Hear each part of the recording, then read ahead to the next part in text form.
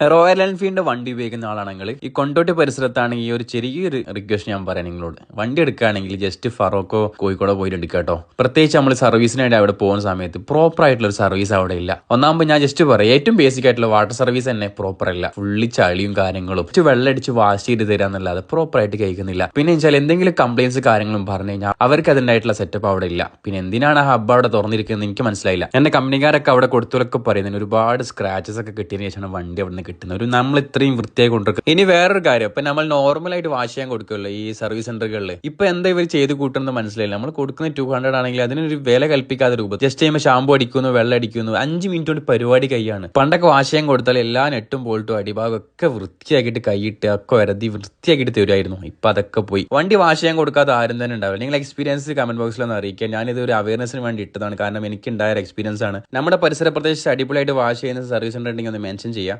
എല്ലാവരും മോശമാണെന്ന് ഞാൻ പറയുന്നില്ല. മനോഹരമായ കാഴ്ചയിൽ അവസാനിക്കുന്നില്ല. വീണ്ടും കാണാം.